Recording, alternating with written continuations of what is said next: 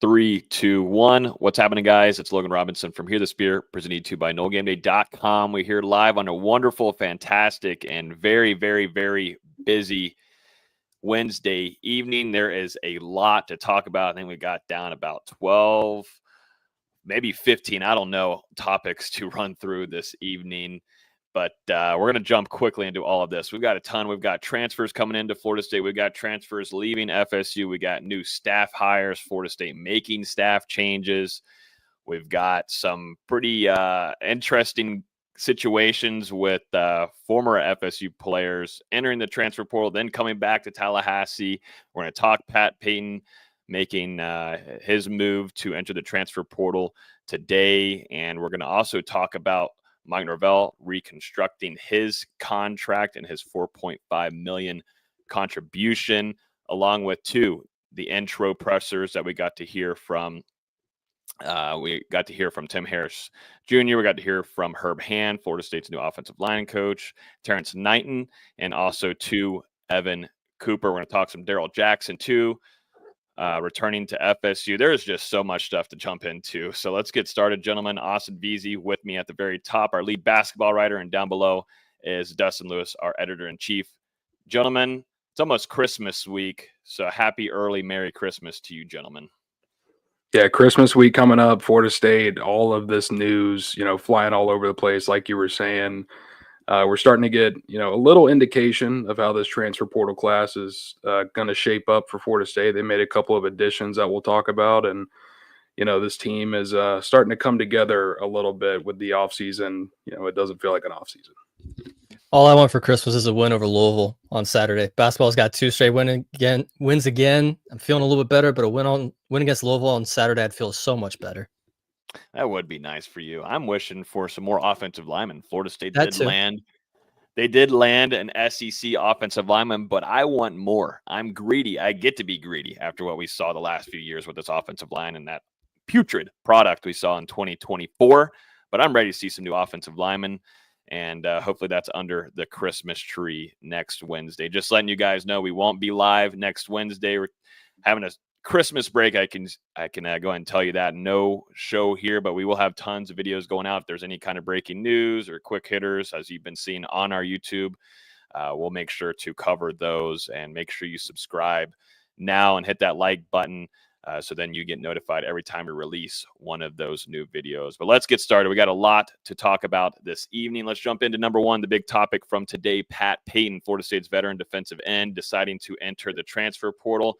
I think all of us on here, Dustin and Austin, we were kind of contemplating, what is it going to look like if Pat Payton's not here, or if he is he going to maybe test the waters with the NFL or the next level, or is he going to stay at FSU? And sure enough, I think with Terrence Knighton coming in and Florida State's new defensive coordinator, Tony White, having discussions and them also doing their due diligence, and also to the party of Pat Payton, I think both maybe came to terms that it was maybe time to separate and go different paths. But Pat Payton, as of right now, not going to end his career in Tallahassee with the Florida State Seminoles. Yeah, I don't think this one comes as much as of a surprise. Patrick Payton was supposed to be that next star pass rusher for Florida State. And, I thought a lot of us, we thought that he could step into that role left by Jared Verse and Jermaine Johnson. And, we've seen that get filled over the years, and he was supposed to be that guy. And we saw over the offseason him bulking up to the 255 pounds, still retaining that speed, being able to move well during spring practice. But then, during the season, it just didn't click for whatever reason. And he starts in all 12 games, but still finishes, with less total tackles for loss, and sacks than he recorded last year, opposite of Jared Verse, just 35 tackles, 11 tackles for loss, and 4 sacks in 2024. And, 3 of those sacks came in the win against Cal. So the 11 other games, just 1 sack in those appearances. But yeah, it just didn't work out for Patrick Payton this year. And, I think a fresh start would probably be the best move for both parties. I don't think you valued how bad he was this year by just saying 3 of those sacks came against Cal. That was also the last game he had a sack in. He went sackless in the last 8 games of the season. That's pretty hard to do for someone that's he is talented. He just played poorly. That's really what it is. And the one thing that we all really love from him was his ability to bat passes down at the line. He didn't have a single batted pass this year. He had 10 or 11 alone last year. Just the effort wasn't there this year. I know I said one point during the Florida game, looked like he was just playing patty cake out there at times, and that's really what it looked like. Somehow he only finished with 22 tackles on the defensive line. Honestly, again, kind of impressive that it's that low. I don't remember him getting 19 quarterback hurries. I don't know how those came about according to PFF. But those 19 hurries only led to 3 times hitting the quarterback. So goodbye. And if you go to the offseason before the 2024 year, you look at too the kind of conversations that were going on and rumors of the NIL, and there was a group of guys. That's the thing. There was a group of them that hey, let's test the water, let's try to see how much we can get out of it, and money played a part in that, and then ended up still sticking with Florida State. And then too, one thing that I want to note is I think Mike Norvell really overlooked how much less leadership that he had going into the 2024 season. I thought that like Pat Payton and maybe some of those other guys on the defensive side of the ball that were going to step up to the plate and be leaders after you lost some big time guys like Fabian Lovett, or you had Kalen DeLoach, Tatum Bethune, and the defensive backfield you had Jarian Jones. I feel like he overlooked leadership as a whole on this team, and he kind of expected for a guy like Patrick Payton to be that. I personally think it's the complete opposite. I personally think so. That's why I think this is a good thing for Florida State to go ahead and cut ties and move forward, in my opinion. And definitely when you see the product on the field and how much of a collapse that was in 2024, it's time to move on. And I think Tony White and Terrence Knighton, they did what they need to do. They had a conversation, I'm sure, with Pat Payton, and both sides, felt like it was time to probably move on. And I think it's a good thing at the end of the day for Florida State moving forward. Yeah. Like you said, it's going to be construed as a loss for Florida State, but I think in the end this could be a net positive. Not only on the field, but also in the locker room for FSU. Like as you also said, Mike Norvell, it kind of seemed like he assumed some of these veterans that were coming back to the program would step into that leadership role, and it just didn't happen for whatever reason. I think the best move, and we're kind of seeing it with the amount of guys who are coming back to this team in 2025 who have been on Florida State's roster for multiple years. It's a very short list. They're really weeding out that locker room this offseason. Yeah, just to put it in further context, there wasn't, or of the players that played at least 175 snaps on Florida State's defense, Patrick Payton was the 7th lowest graded, and he's down there with Cam Riley, Conrad Hussey, DJ Lundy, Earl Little Jr. Like, it's just not great territory to be in. No, and now Florida State, those 2 former starting defensive ends, Marvin Jones Jr. now also in the transfer portal. And I mean, it was crazy, all the hype that we were putting onto it, that that tandem could be great, and it's hard to replace what you have with Jared Verse, who's balling right now in the NFL for the Rams. Florida State's pass rush was a major letdown, and that's why I think that Tony White coming in, Terrence Knighton, it's a full, complete reset, which is absolutely needed on the defensive side of the unit in the trenches. But Florida State did get some good news, though, in the transfer market, with Florida State landing Nebraska defensive end James Williams. He came for a visit earlier this week, and it did not take long for him to have his reunion with Terrence Knighton. If you go back and look at some of the interviews that he's had with Nebraska media, he's talked very highly of Terrence Knighton, calling him a father figure. And this is where it wasn't a shock really at all to have him land in Tallahassee. And it seems like both sides are really excited for what he can do. He came off the bench in Nebraska, brought a lot of pressures. I don't have the numbers on here exactly, but I believe was one of the top in the country in pressures, and just found a way to irritate quarterbacks. Kind of a leaner. I mean, he's 250, almost 6'7", kind of a leaner guy, though. When you look at him, not his pads on, doesn't seem like a complete like football player. He almost looks like a basketball player, VZ. But he knows how to get around the edge, and you need someone that goes after the quarterback, and something that has been lacking in Florida State's edge room for a while. Yeah, just real quick, I do have the numbers here. He had 28 total pressures in just 188 snaps. So that's a pressure rate of 15%, which is pretty damn good. Yeah. So I think this is a really good fit, but I'll let Dustin talk about it first. Yeah, that pressure rate, I mean, it's up there with guys who are going to be drafted very highly in the NFL draft in 2025. But, man, I really love this pickup for Florida State, not only because James Williams, he's got 2 years of experience in that Nebraska system, playing in that 3-3-5 defense, already has the relationship, like you mentioned, with Terrence Knighton and Tony White. But this is also someone who's coming into Florida State with a chip on his shoulder. And, you're talking about someone who, in this NIL age, it can be a little bit harder for guys, once they get paid, to have that same hunger and that same mindset on the field. I don't think James Williams is going to be a guy that you're going to have to worry about in that capacity.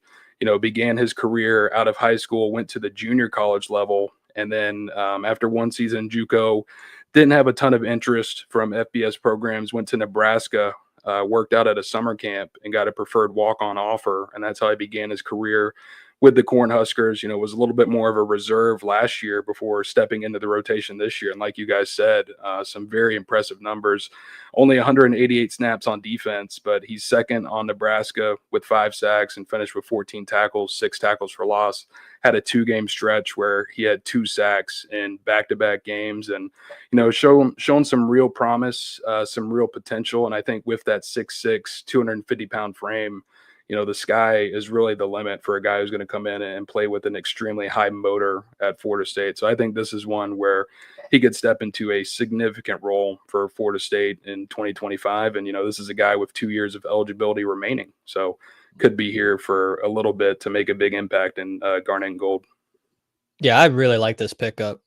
Some of those other defensive linemen that entered from Nebraska, like Jamari Butler and Principal Umanmian, I butchered that. I'm sorry. No, they didn't have the production that James Williams had, and both of them started. So I think this is a great pickup with a lot of potential. Obviously, we just mentioned that 15% pressure rate. That's elite stuff, and obviously that's in limited snaps. But if you can keep that up this season, that's a big pickup. I really do like this in that edge rusher rotation. He was ranked as the number 4 defensive end coming through the transfer portal per 247 Sports. Mike Norvell saying, "I'm excited to have James joining our program. He brings toughness and plays with a relentless edge. James has a tremendous motor and a proven knack for getting to the quarterback, and I'm excited for his continued development and playmaking ability to be put on full display here at Florida State." The one thing that stands out to me in this quote from Mike Norvell is a tremendous motor. As we were just previously talking about, someone that I don't think had a tremendous motor. This cat has it, and that's what Florida State needs. And need more of them. Florida State, I think, is going to have to do some more work, too, in the transfer portal of building there, most certainly in the trenches. But I think in the edge room, they have some youngsters, too, that they want to develop and get better at. And they brought in some in the early signing period. But this guy now, I think, like you just said, Dustin, he's going to play a bigger role, a significant role on the edge position for FSU, or in this 3-3-5 defense. And it just fits exactly what, Tony White and Terrence Knighton like to do. And that's just irritate the hell out of quarterbacks. And FSU fans should be excited about this pickup. I think everybody looks at stats and they want to see all these sack numbers and everything. Look at the pressure numbers of 28. He's getting 28 pressures. This allows some of those guys like Daryl Jackson on the inside to come in and wreak havoc. And it just matches well with what this defense is going to look like going into 2025. Let's move into – oops, no, Dustin's not saying anything. I'm saying something because we're talking offensive linemen. I mean, I think everybody should be just celebrating this. This should be an early Christmas gift to FSU fans. But Florida State gets a transfer from the SEC starting offensive tackle, Gunnar Hansen from Vanderbilt. This guy, if you're talking experience, this guy has a ton of experience at the SEC level. Y'all's first thoughts on this before I go further, because I think this is something that Herb Hand is kind of salivating, excited to get to work with him here once spring camp arrives.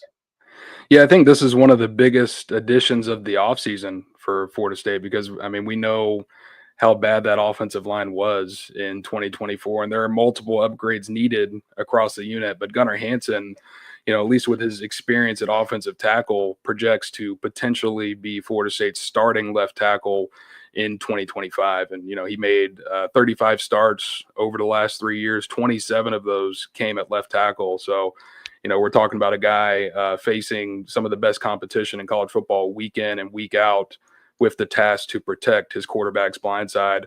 Only gave up 5 sacks during his career at Vanderbilt, just 1 in 2024. And, you know, his PFF grade, it's above average, but you have to remember the type of talent that he's having to face week by week. And I mean, some of the very best edge rushers in football. So, you know, over 2,100 snaps of experience to his name. And he's someone that will instantly play a big role in Tallahassee and be tasked with keeping Thomas Castellanos upright. Yeah, so I know you say he's a left tackle, but I think he's actually better as a right tackle. If you watch his games and you look at the snap counts, they're pretty much split 50-50 left tackle and right tackle throughout the year. Even this year for Vanderbilt, 379 snaps at left tackle, 326 at right tackle. I mean, that's pretty even. And I thought his film was a little bit better at right tackle. I went back and watched the Alabama game because obviously that was their biggest win of the season. And Florida State plays them first game of the year next year. You want to see how he stacks up. Thought he did better at right tackle. Then you go and watch the South Carolina game, and that was rough, which granted, you're going against Dylan Stewart and Kyle Kennard, 2 of the best edge rushers in college football. That's a tough task for any offensive lineman, but especially when he was on the left side. He had some issues in that game, let up 7 pressures, or 7 hurries, excuse me. Technically, it wasn't attributed to him as a sack allowed, but Dylan Stewart did get a forced fumble sack going against him. So obviously beggars can't be choosers with how bad Florida State's offensive line is. And he's solid. And again, he's got a ton of experience. He even has some experience playing at left guard a couple years ago. I wouldn't be surprised if you see him, you know, cross-train there this offseason. But, you know, good, solid experience that at absolute worst is better than Jeremiah Byers. So I think it says a lot, too, about Herb Hand, your new offensive line coach. You know, if you're going to leave the SEC and you're going to have 1 year left after all the play that you had, you're looking into getting into the next level. And I think he sees with Herb Hand and adding that development with him and just a short time span can help him elevate his play in order to do so. And overall, I mean, anybody should be excited after what they saw in 2024. I think all 3 of us could have gone out there for a drive or 2 and helped block. I mean, you got guys that are just limping around, jotting down, you know, can barely stay healthy at times. And it's been that way throughout multiple players' careers at FSU. It's time to get better play. And you take what you can get here, and you can hope that he can also get better and improve with Herb Hand at the helm now. I mean, Florida State didn't see any kind of development from anybody worth a damn except for maybe Dylan Gibbons, who was already had the most experience as well, coming in during his time from Notre Dame anyways. But yeah, I think this is a nice land for FSU as they continue to try to build up this offensive line and get better at that. And I think Florida State's going to look for probably, I wouldn't be surprised if it 4 or 5 more offensive linemen coming to the transfer portal, right, gentlemen? Yeah, I mean, definitely going to be stacking up some bodies on the unit. You know, the tough thing with the transfer portal is whenever you get a starting caliber offensive tackle transferring, there are just so many suitors. And I mean, so many teams trying to land that guy. And I mean, the same thing, you're seeing it with the guards and the centers as well. It's just a very coveted position.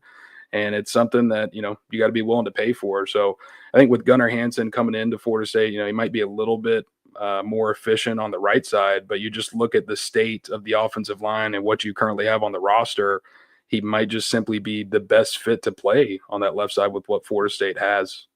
yeah, I don't disagree with that. He may be their best option, but hopefully they can find another starting caliber tackle. That'd be ideal. But as we've talked about a lot, as we talked about the last few weeks, it's hard. You gotta really spend for those guys.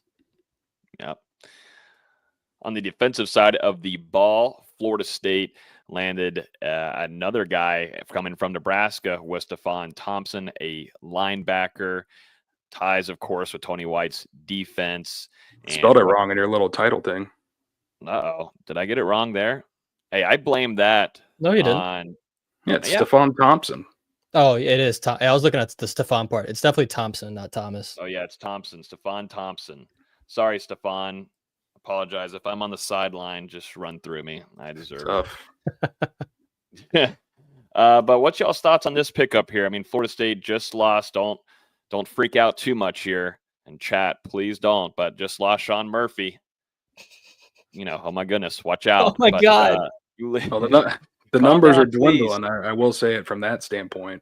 Yeah, there's not a lot of depth at the linebacker room, but here we go. Landing Stefon Thompson from Nebraska. He began his career at Syracuse, came in as a 3-star prospect. His stats, 172 tackles, 21 tackles for loss, 10.5 sacks, and 4 forced fumbles. He missed most of 2022 with an injury, but he's going to fit the 3-3-5 with Tony White's defense, of course. And he's going to be joining someone that we are going to talk about in just a little bit here, but he's going to join some guys like Omar Graham Jr., Blake Nicholson, hopefully a fully healthy Justin Cryer, and a handful of other guys. What's y'all's thoughts on this pickup, gentlemen? Yeah, another defender who already has experience in this new 3-3-5 defensive scheme that's going to be employed by Tony White. Was basically a member of the defensive rotation at linebacker for Nebraska in 2024. Appeared in 11 games, had 27 tackles and a fumble recovery. I know the numbers probably don't jump off the page to you, but he was also one of their highest graded players per PFF on the defense. 6'1", 240 pounds, a thumper. You just mentioned he's got a lot of experience here in the ACC, and he was pretty productive at Syracuse for the most part whenever he was healthy. I think it's been a couple years, but that 2021 season was very impressive statistically. And, Stefon Thompson was a guy who Florida State recruited last year whenever he entered the transfer portal, actually brought him in for a visit before he ended up signing with Nebraska. So a little bit of a reunion here with him hitting the portal, Florida State already being familiar with him, and then bringing in the guys from Nebraska. I think it's a good fit. And, this is probably going to be one of your starting linebackers in that 3-3-5 scheme. Yeah, if you go back to some of his days at Syracuse, I mean, there is talk about him being one of the 20 or 25 best linebackers in the country. And it seems like that injury in 2022 kind of set him back a little bit, but he's an elite tackler. I mean, for his career, he has a 3.8 missed tackle rate, which is absurd for how many snaps he's played of college football. I mean, over 1,600. So a guy that just knows how to wrap up. I mean, we haven't been able to say that about a Florida State linebacker in a decade. So you're saying there's some improved play coming in, some guys that were productive in the transfer portal coming in. Is that what you're alluding to here?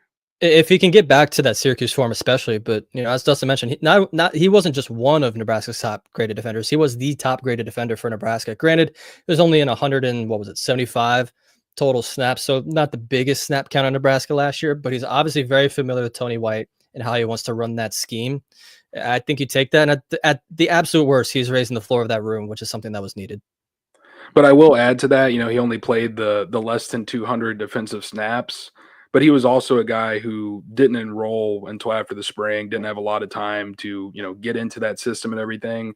It seems like on the field, things gelled when he was out there, and we'll see if the continued experience will only help him kind of have a little bit more of a resurgence back to that form he was in at Syracuse. Dustin, before we talk about Daryl Jackson here, who are some names maybe to keep an eye on? Because it seems like Florida State's pretty hot right now. They're getting a lot of visits in at the moment, but maybe some names that FSU fans should keep a close eye on before we get to Christmas Day. Yeah, I think it's important to note that this is ever changing, and Florida State, there's going to be some other transfers that I'm sure they're interested in and bring in for visits over the coming weeks. But as of now, a couple of names to watch. We'll start there with some UCF guys. Florida State had former UCF starting center Caden Kittler on campus this week, and he started in 11 games at center for the Knights in 2024. 3 years of experience under Gus Malzahn and Herb Hand. So I think that can play into Florida State's favor. We'll see how hard they push, but obviously the Seminoles need a center. And then recently, you had a UCF offensive lineman Adrian Medley hit the portal, and this is a guy going into his 7th year at the college level, spent all of that at UCF, and you're probably wondering, well, how does that work? He redshirted in 2019, 2020 did not count towards eligibility, obviously due to COVID. And then he suffered a season-ending injury in 2022. So starting left guard for UCF in 2024, 815 snaps. Those guys, Medley and Kittler, would probably both be starters at Florida State in 2025. Sticking with the Knights, you've got former UCF tight end Randy Pittman, who we've talked about before on the show, former FSU commit, decided to sign with UCF, a very versatile tight end. He was also in Tallahassee a couple of days ago, has been to Arizona State since then, and we'll see if FSU is able to pull that one off. A big one would be USC wide receiver Deuce Robinson, who is a Florida State legacy. His father, Dominic Robinson, played at FSU in the early 2000s on the football team.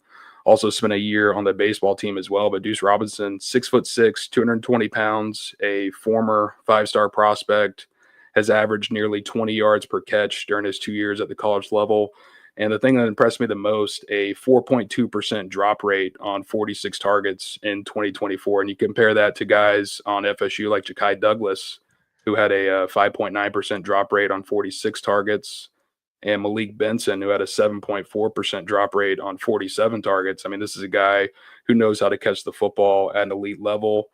And then we can also talk about Charlotte's wide receiver, Omega Blake. He had a breakout campaign in 2024.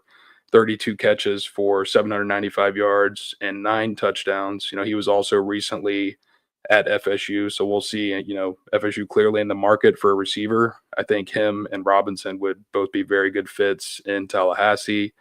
And we can just kind of round it out with Georgia linebacker Troy Bowles, who was at FSU a couple of days ago. The son of Tampa Bay Buccaneers head coach Todd Bowles, who you know quite well, Logan. Played pretty sparingly during his 2 years at Georgia, but this is a guy who was a blue chip recruit, a top 100 prospect by multiple recruiting services coming out of high school. A little bit small for that linebacker position. I think he's just about 6 foot or 6'1", but very athletic, very physical, and still some potential there to be tapped. A lot of names. I want to go to Randy Pittman real quick because we're going to talk about Marqueston Douglas returning, but I think it fits well for what Florida State's going to do offensively, and he's just a good blocker, man. Just matching that with Marqueston Douglas. They need some blocking guys if they're able to keep guys like Landon Thomas and, of course, Amari Williams, just depending on what they end up doing with him. If he's going to move over to defensive end primarily, I still would love to have Amari Williams on the offensive side of the ball. I think he's a playmaker and has some good hands, and we saw it last season. Why would you take that away? But also, too, you have needs at the edge position. But I think Randy Pittman helps fill a hole there a little bit. But, yeah, Bowles' son coming through. I would love to see Todd Bowles come around and hang out at some FSU practices. That would be awesome. Before we get started to some of the guys returning, we're only 13 subscribers away from 15,200. If you're new here and want to get notified or just want to keep up with FSU football and all kinds of news breaking, make sure you hit that subscribe button. We got tons of videos going out, like almost 4 or 5 every day now, and we go live every Wednesday evening. So if you want to come join, hang out with us, and we greatly appreciate and enjoy everybody coming out here and hanging out with us throughout the week and checking out all of our videos, and we really do appreciate it a ton. Let's keep going. We're just getting started, gentlemen. A ton to go through here. Let's talk about Daryl Jackson. Big boy Daryl Jackson making his announcement on FSU's social medias that he is going to be returning to Florida State. He had at first put his name out there saying that he was going to be entering into the NFL draft process. And I think, too, having some conversations, like I had mentioned earlier in this episode with Terrence Knighton, actually hearing from Terrence Knighton himself saying that, he sat down with Daryl Jackson and they had some conversations. And I think that ended up being the case where, Knighton said, hey, we just landed the top guy out of the transfer portal.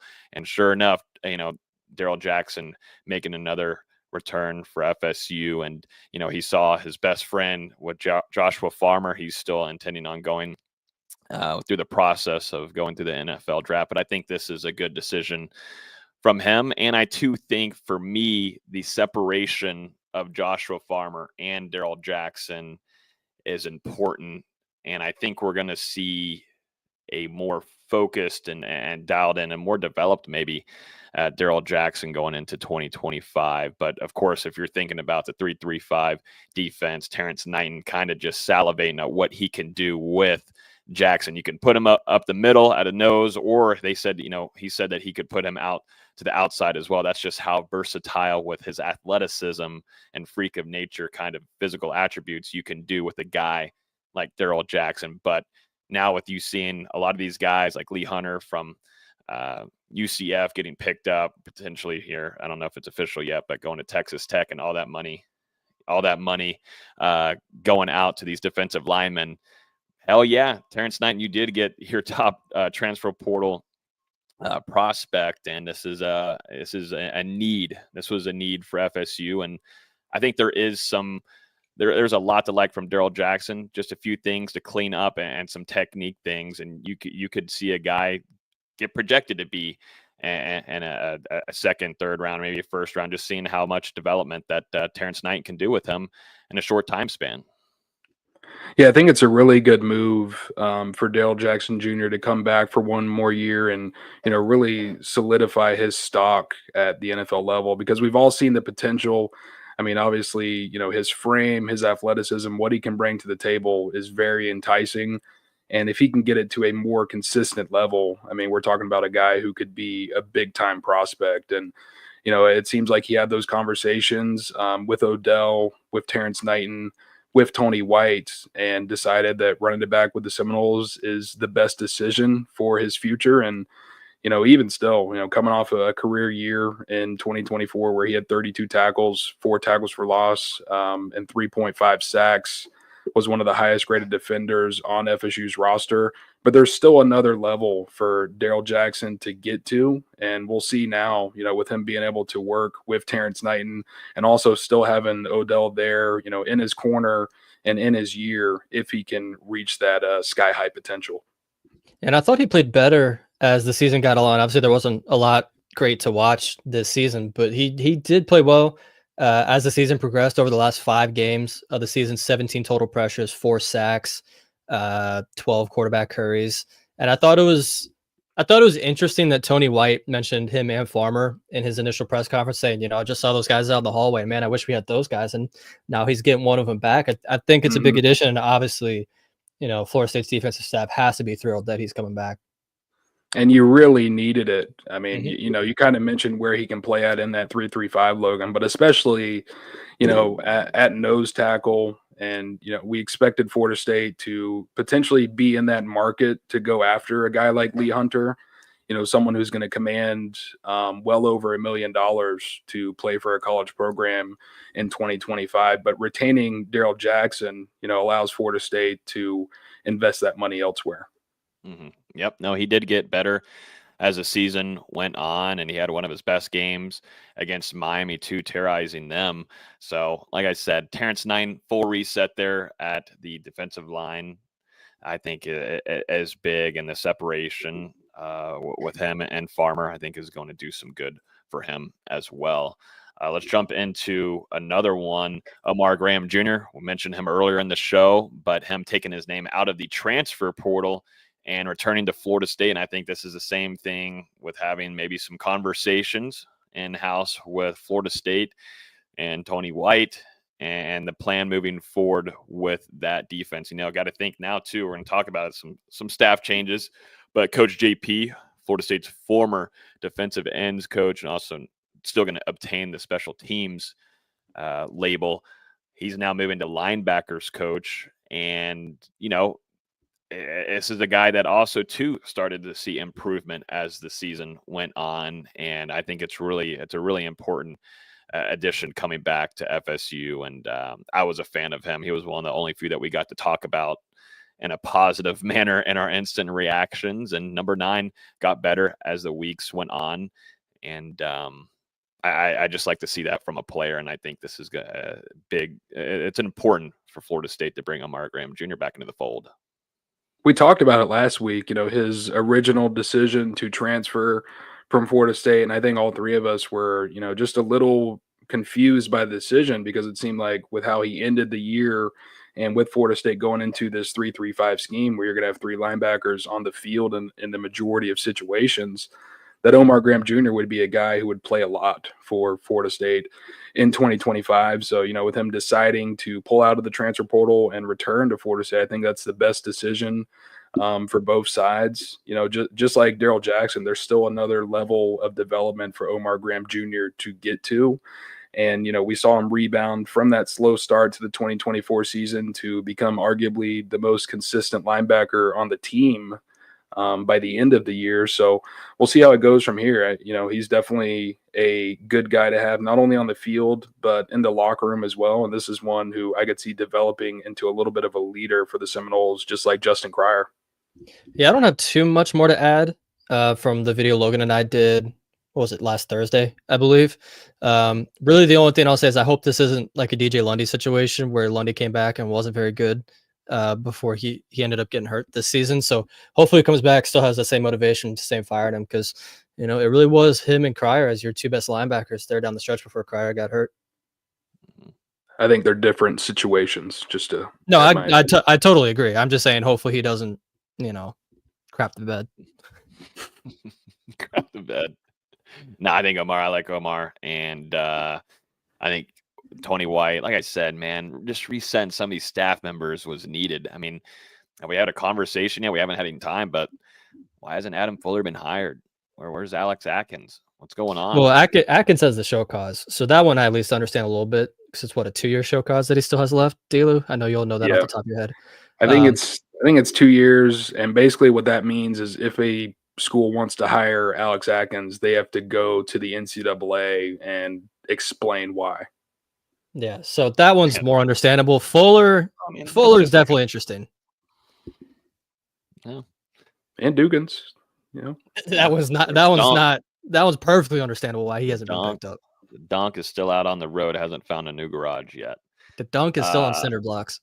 Yeah, potentially. Let's keep moving here, gentlemen. Mike Norvell making a big contribution while restructuring his contract with Florida State. $4.5 million. 4.5. To me, that is a big number, and we'll conversate and see if all of that gets spent. What do you think? To you, that's a big number. Yeah, to anyone, that's a big number. I want people to know that right now. But I want people to know that because we saw Brian Kelly for LSU, $1 million. Mike Norvell, he's flexing on him with the 4.5. Who knows if that'll actually be fully paid at the end of the things if things go well for Mike in 2025. But this is for the launch of the Vision of Excellence initiative, Dustin. This is going to go not only just for football, but it helps improve some of the other facilities around Florida State and the athletics department. But this idea actually came from Mike Norvell. He said, I presented this to our administration in an effort to boost the support of our student athletes while recognizing that the results and expectations needed to be upheld to the highest level. Then he just goes on to talk about that a lot of this money hopefully will help accelerate the process to I know where we are going. Michael Alfred also given some comments about it as well, as FSU will continue to be a leader in the new structure of collegiate athletics, and that includes how we provide for our student athletes. It will take additional support. I'm not going to shy about encouraging others to follow Coach Norvell's actions and contribute however they can. To me, this is I'm throwing money down so I can land me some more offensive linemen and some guys in the trenches on the defensive side of the ball. That's what it tells me. We're going to put some money down and help out in any way, shape, or form. But it also shows, you got to give credit, of course, to Mike Norvell. I mean, Dustin, you and I have spent a lot of time with him just at practices or at events and getting to know him. He's a guy that loves this program. He's one that has been able to elevate it to a place where he thought it would, reach that potential, national championship opportunity. Didn't happen in 2023. And of course, things fell apart in 2024. But throwing, a big contribution like this just goes to show, his dedication in a lot of different ways and getting the program back to what it needs to be. And in order to do so, like Alfred was saying, and also Norvell in their statements, a lot of money has to now be thrown around. And I know the name of it is, the name of the initiative, Vision of Excellence. You just got to find some kind of name. Maybe they found that on ChatGPT, but it's just putting some money into finding some big dogs that they need, and they need some big dogs. And that's where I hope it's going to, is some more offensive linemen. Give me a big old center and give me another edge rusher, please.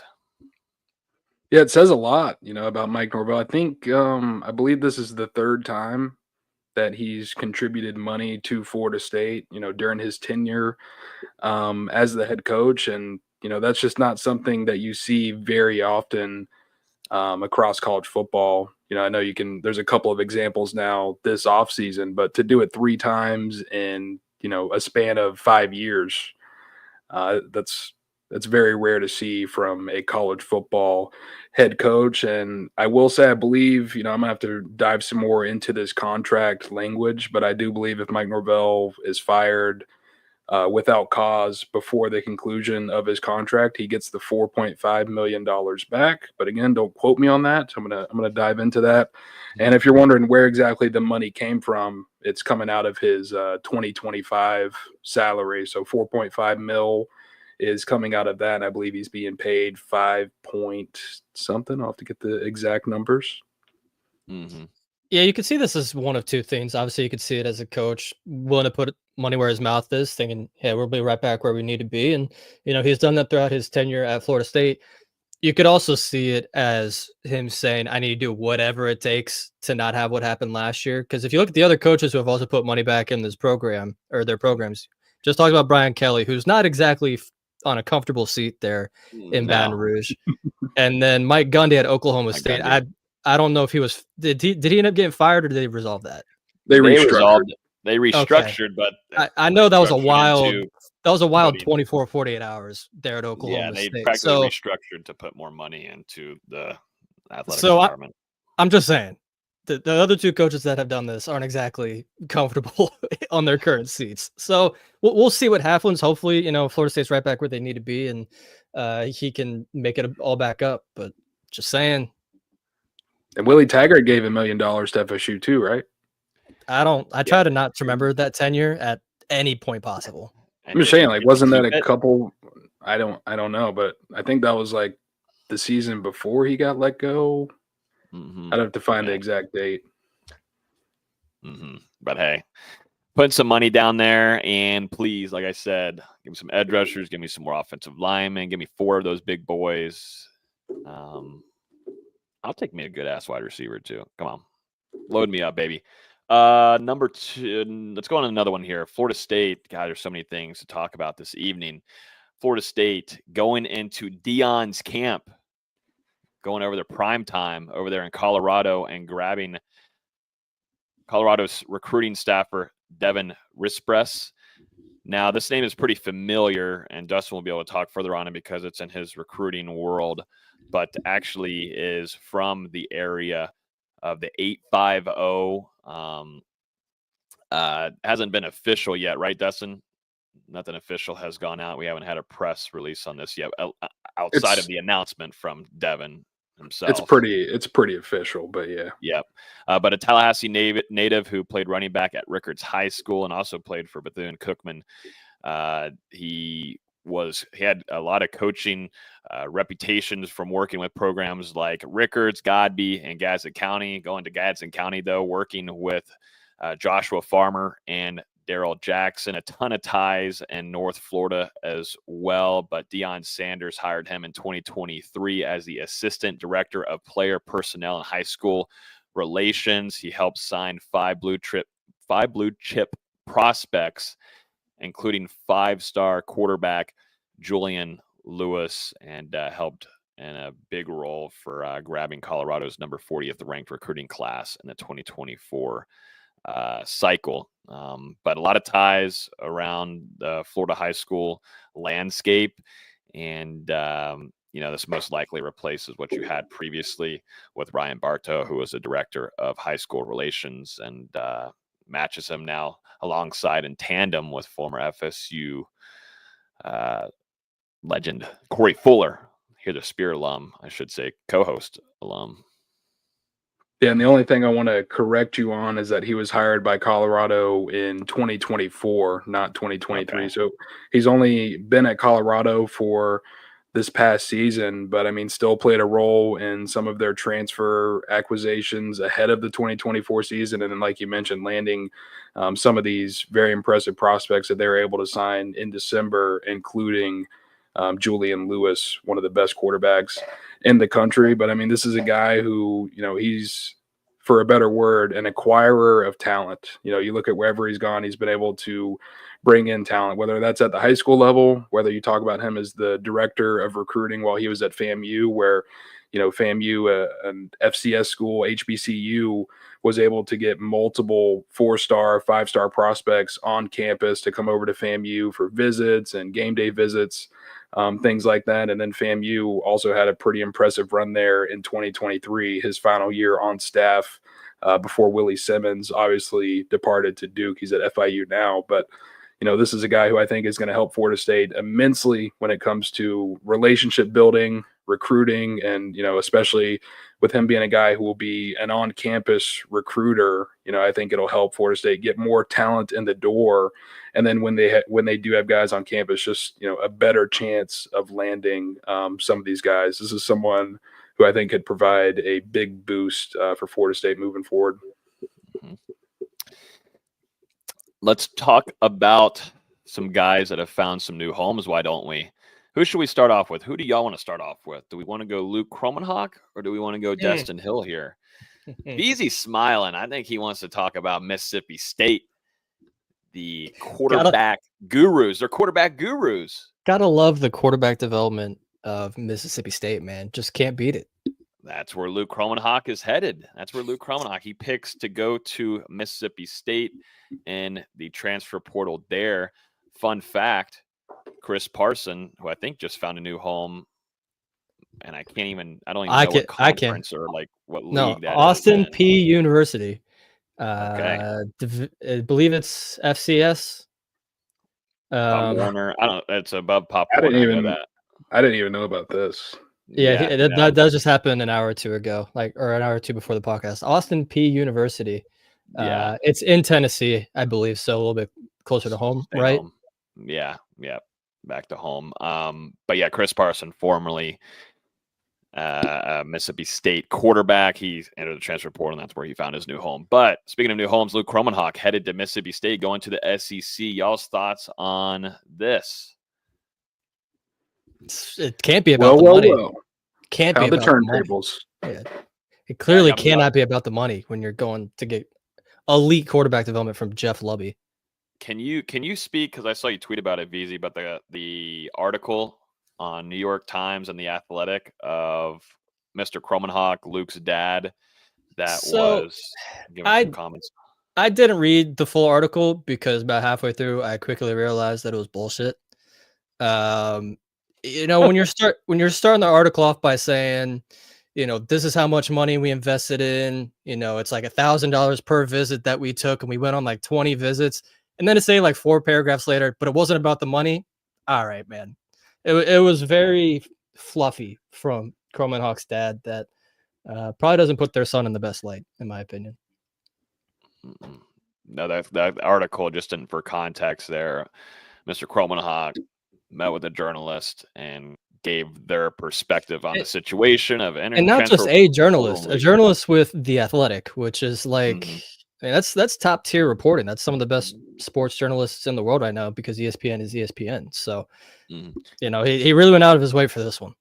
Yeah, he's talking about the recruiting visits, like you were just saying there, spending money, and also to traveling, getting an apartment, and spending all that type of money, and to also Luke Kromenhoek leading the charge in his recruiting class, that 2024 class, and going to visit guys like Charles Lester during his commitment, which we were there for, Dustin, and yes, he was very hands-on and helping build that class for sure.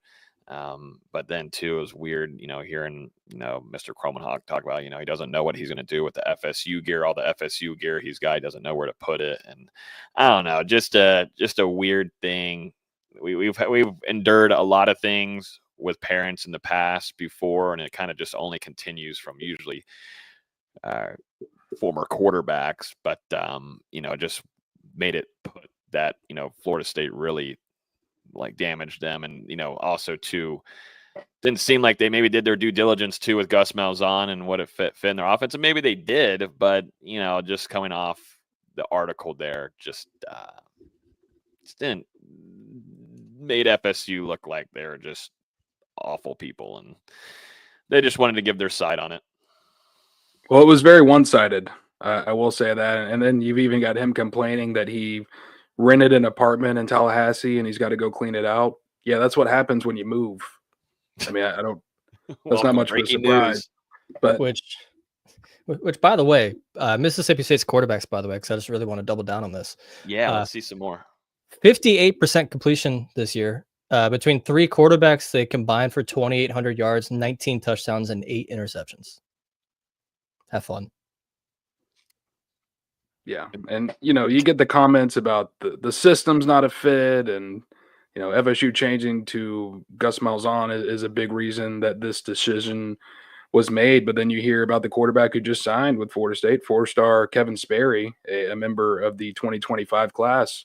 He spoke after his visit to campus and said that the offense that Florida State's going to be running, not really totally different from what they've been running under Mike Norvell. And there might be a couple of adjustments, but it's not going to be some major overall scheme change where what you were doing before is drastically different from what you were going to be doing now.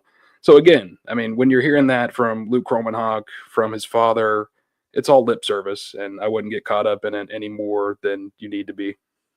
Well, I was hearing things during the season too, and at the point it was really understood because DJ, things weren't looking great there, and then you saw Brock Glenn too, kind of see a decline too in his play, and then I was hearing things, that the family wants to see Luke get more playing time, and I know that was pushed internally from them, and then Mike Norvell has to come out and say, hey, we're going to have a quarterback battle with 2 games left in the season, and of course Luke Kromenhoek gets to start there, and then he gets the pure start against Florida. And then Austin, you commented on it quite a bit in our instant reaction. It was not a pretty game there from Luke Kromenhoek, and having 4 fumbles. Yeah, 4 fumbles there. A fumble per quarter is disgusting. So yeah, it is what it is, but like VZ said, good luck at Mississippi State, and interested to see how that works out there. Yeah. And I mean, I'll just say, they would have looked a lot better if they would have just been like, look, Florida State's offensive line is terrible. The receivers struggle to catch passes, and we need a little bit more money. I mean, just be honest with it. It's fine. Yeah. Instead, they have to double down and triple down saying it's not about the money, but here's how much money we spent. Get out of here. Isn't that crazy? Yeah. And we rented an apartment to go watch our son play at the school that we then transferred from. We're mad. And now they have to go even further because it's not like, oh my God, Statesville, Mississippi is an easy place to get to. Starkville, yeah. Starkville, sorry. It doesn't matter. I can't even remember the name. Starkville. You haven't been to Starkville, VZ? It's that memorable. It's a town of like 20,000 people, well below the poverty line. They'll have a lot of fun there. Oh my God! Oh damn!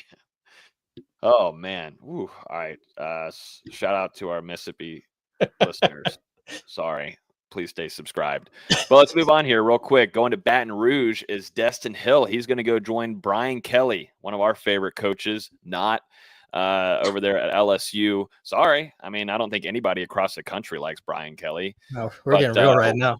We are. We're rolling, baby. Feeling good. We have a break next week, so we're just letting it loose. We're just going to get clipped up and tweeted. But, hey, more engagement equals more views. Anyways, here, one thing I want to note on is, did Destyn Hill take a shot at Florida State before he left? He had an interview with Rivals Sam Spiegelman after revealing his announcement to Florida State and not to Florida State, to LSU. And he mentioned in his quote, it's a big support system, talking about LSU, a bigger opportunity to get better with more resources. And the main thing, it's all about getting better and getting one step closer to the NFL. I'm going to wide receiver university.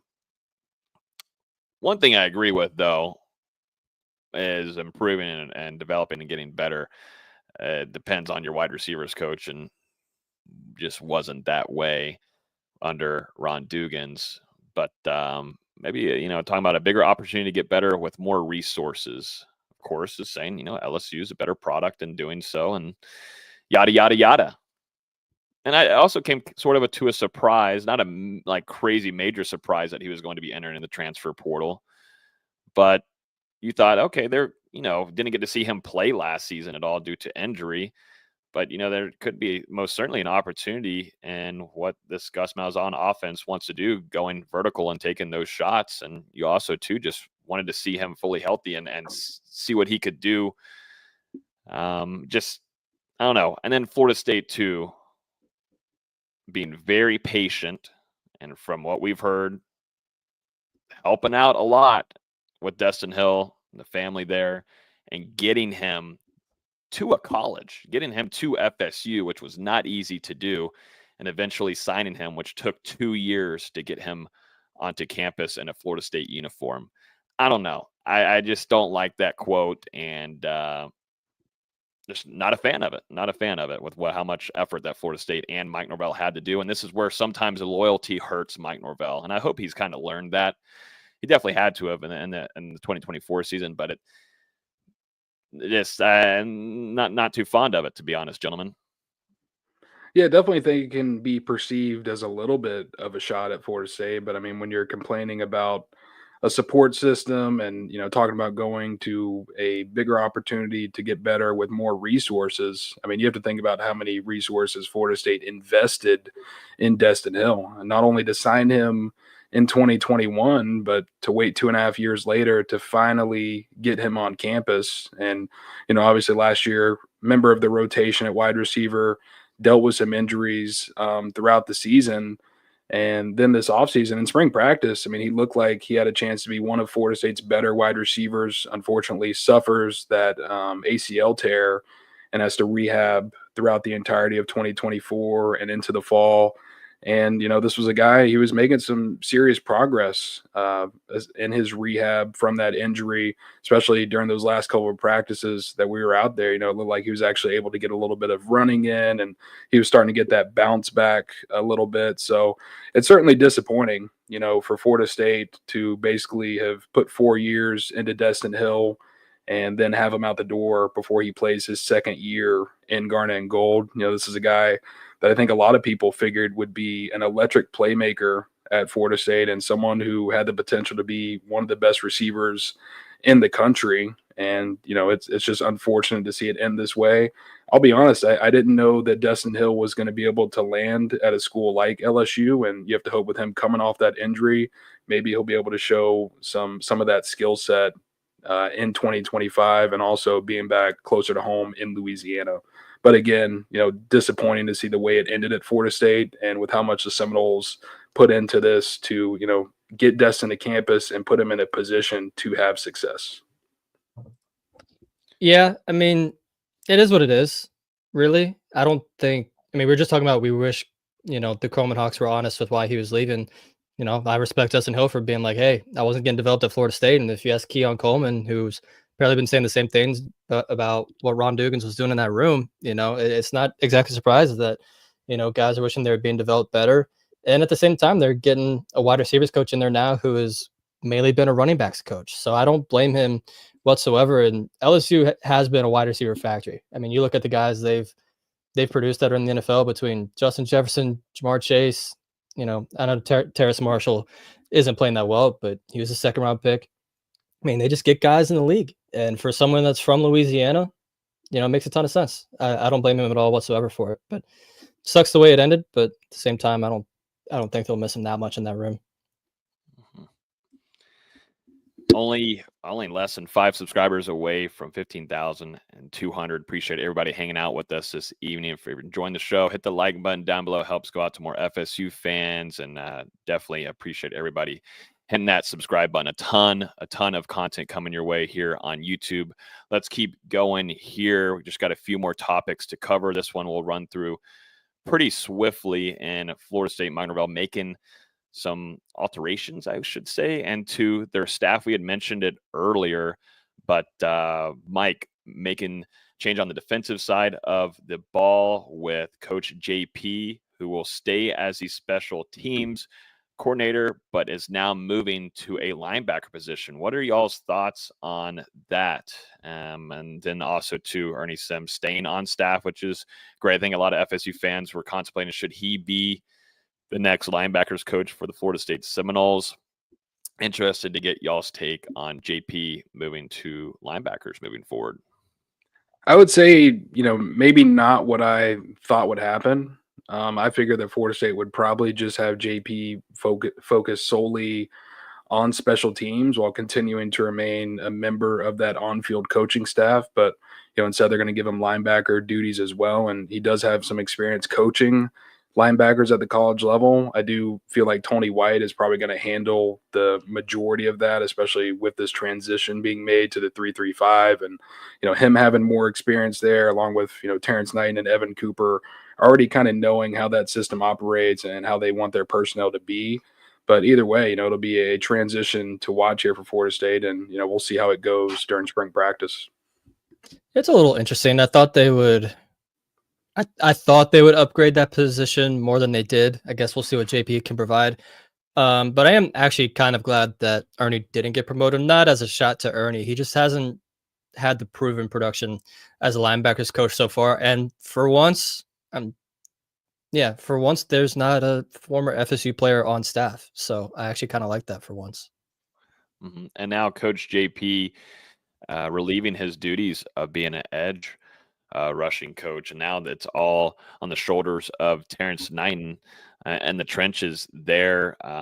Like we had mentioned, Ernie Sims, assistant linebackers coach, they're still staying, and then Austin Tucker is named as the assistant wide receivers coach. One thing too, we've kind of not talked about, but I think we're going to see a lot more hands-on, which he is at practices, absolutely. But with the new role that Mike Norvell has taken on, more of a CEO role, which we talked about during, it feels like, this whole last 6 months, I think we're going to see Mike a lot, really hands-on with that wide receiver unit. And I've seen some comments here from our guy Witt, who always comes in and listens with us, and VZ talking about FSU's wide receivers coach, and Tim Harris Jr., who we got to hear from this week.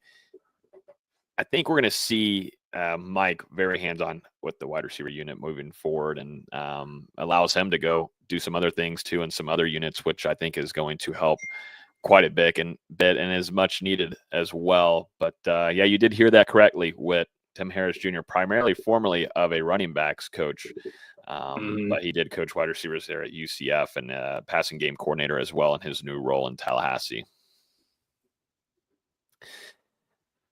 What is up next? Because there's not enough. Thoughts on these new pressers and the new assistants coming in? Got to listen to those. I listened to Terrence Knighton this morning, and then also to Herb Hand. I was covering the first with Tim Harris and Evan Cooper when they first started, but didn't get to listen to the rest of them live and covered those. But I want to start off with Herb Hand. I mean, I think everybody wanted to hear the offensive line and what it's going to look like moving forward. And the number one takeaway there is hat on a hat. And, I think you could just sit there with Herb Hand, and I would love to just sit there with him as well. We need to get him on the podcast, but it would be a 2-hour show, because he does give some good and lengthy answers, and he loves talking football. But he did talk about all of his ties, how this is now just everybody's together offensively with Mike Norvell and Gus Malzahn, Tim Harris Jr. too coming in as well. Everybody is all tied into this offense as a whole, and he's really excited to be working under Mike Norvell, where previously, Mike was under a guy like Herb Hand, but he feels good about what Florida State can do on the offensive side with the offensive line, and the physicality that needs to be brought to the table when talking about those guys up front, and to build a successful run game and be an explosive offense as well. Yeah, and he mentioned that he believes Mike Norvell is the same man he is today as whenever they worked back together at Tulsa back in the day. At the time, Mike Norvell, just a graduate assistant. He's obviously climbed up the coaching ladder since then. Herb Hand also mentioned that he's spoken to all of the guys on FSU's roster, had some in-person meetings with the guys who were still on campus, a couple guys who had already, departed because they had finished their academic obligations, but he was able to get on the phone with them.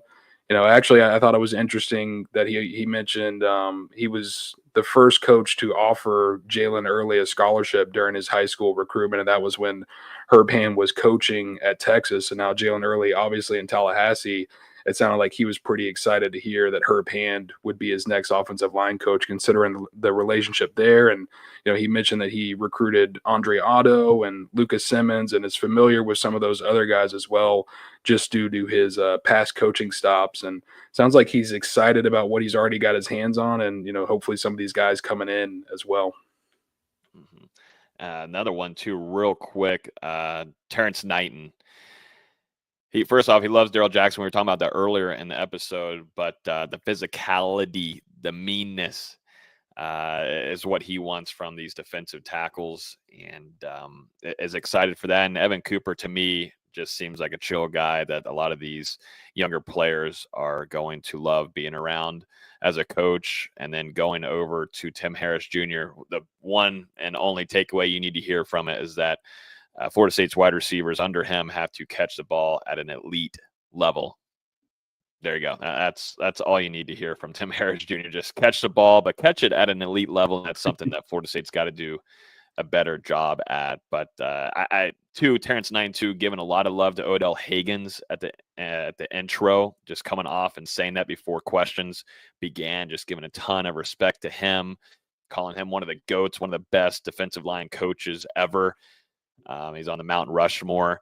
Just a really cool thing there. And I think, Odell Higgins isn't going anywhere. He's going to be playing a role on the staff and whatever it's going to look like. But I think that was a really cool moment to see from a coach that is a young one, which he, said multiple times he's a young coach that's still learning, and really thinks a lot of Tony White, Florida State's defensive coordinator, and is really excited to be in Tallahassee. He said is the top of the pinnacle in college football to be in Tallahassee coaching for Florida State. And big boy too, Terrence Knighton. Yeah, big boy. And then we'll wrap this up real quick. DJU, he's headed to the NFL, or he's entered his name into the NFL draft conversation. Things didn't go well in Tallahassee, of course, and wasn't pretty. And also too was dealing with an injury for majority of the latter half of the season, but he's entered his name into the conversation. Gentlemen, y'all's thoughts on this? Yeah, I'm guessing that he probably didn't feel great about his chances to get that waiver to be able to play one more season in 2025. Or, I mean, honestly, DJ, he's been at 3 programs in the last 3 years. He might just kind of be done with the college game and, want to take his shot at the professional level. But, either way, I think publicly, he handled the situation as good as he could. And even when he was injured, remaining with the team, being out there with the guys, I don't think he ever pulled back in that capacity. And I think as a person, rooting for him to do the best that he can. My entire thoughts are in my tagline, if you pull that up. Let's go and look at that reveal. Ham Stallion. Is that UFL? That is the UFL, ladies and gentlemen. I thought he was going to make a Mississippi reference. No. Yeah, you got to apologize for Mississippi. If you're a Mississippi listener. No, it wasn't all of Mississippi. Let me clear something up. I'm sorry. It wasn't towards Mississippi. It was towards the situation that was going on with going to Mississippi, and it was more alluded to the factor of Coleman Hawk headed that way. So, but best of luck to DJU. This was a lot to go through this evening. We've got tons of content. Before you leave, please, would definitely appreciate it. Hit that like button, and also to hit that subscribe button. I think we're about to hit 15,200, which is crazy. And we've got almost 200 people on here live on YouTube. So some awesome growth to see there, but we got tons of videos dropping. So make sure you stay tuned to that. Happy holidays. We will not be live here next Wednesday. Have a little Christmas break. And then Lord knows we'll probably have a 2-hour show for you guys. During the next couple of weeks, we'll have tons of videos going out as well with breaking news, transfer portal stuff, staff changes. Who knows? But an awesome episode with everybody tuning in. Hope everybody has a great rest of y'all's week.